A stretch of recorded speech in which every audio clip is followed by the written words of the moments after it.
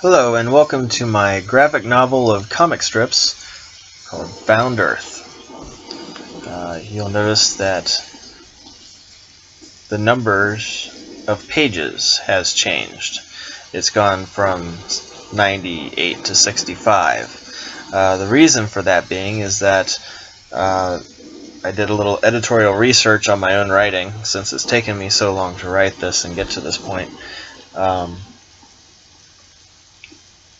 That it made more sense to put an end of chapter or an end of a volume at page 65. It's kind of a transitional point in the story, and so in order to get to a finished product that I can put out for public consumption, it makes sense to stop at page 65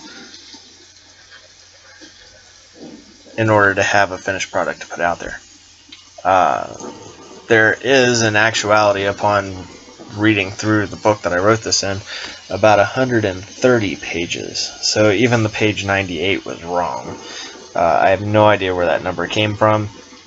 I apologize.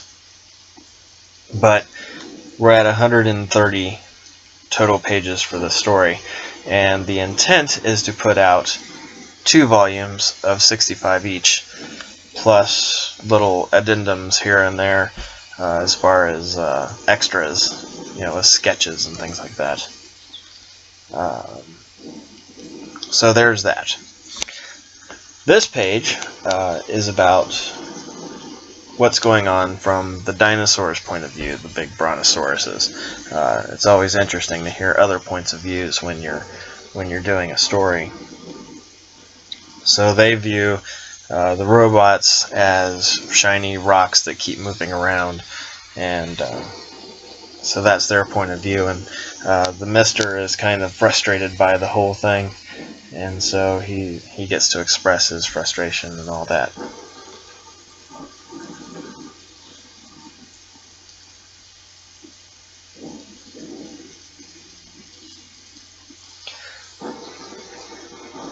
I've said it before and I'll say it again, I have no idea why I'm not using my carpenter's pencil.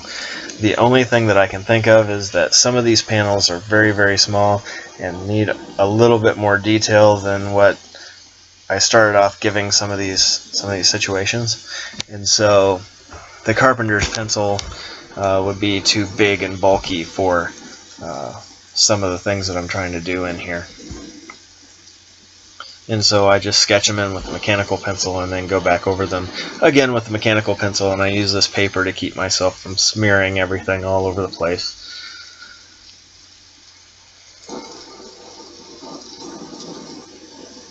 It makes for a really dirty paper if I smear everything everywhere, and then I can't understand my lines to ink them.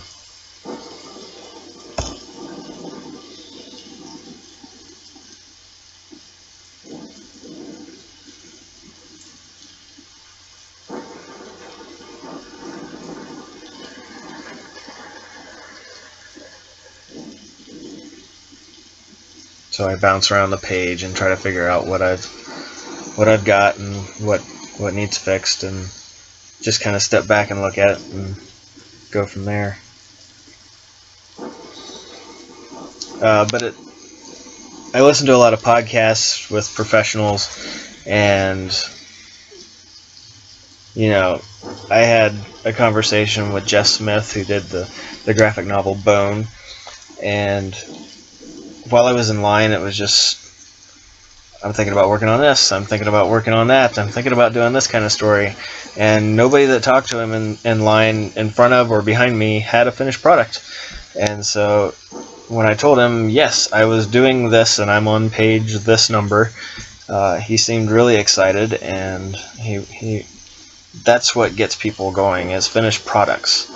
And so page 65 is a good place to have a semicolon in the story and carry it on from there, but it gives me something to take to shows, maybe get some booths at cons, or submit to.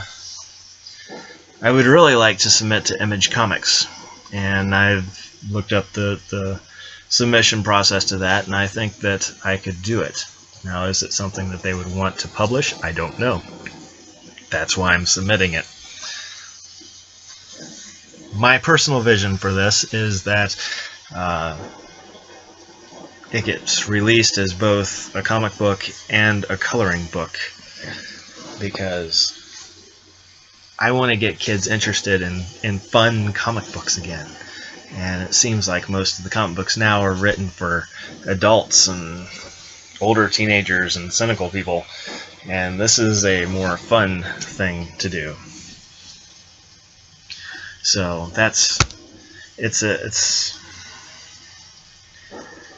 I want to say it's all ages, but in the submission they don't want all ages. So this is more for people who miss or have nostalgia for the days when comic strip pages were big and multiple, and a comic strip would take up, half a page. And I would like to leave it black and white so that people could do their own interpretations and color it as they see fit and make it big, bright, and shiny, and partially their own. We'll see what happens. I don't know. But we've got about a minute left in this video, and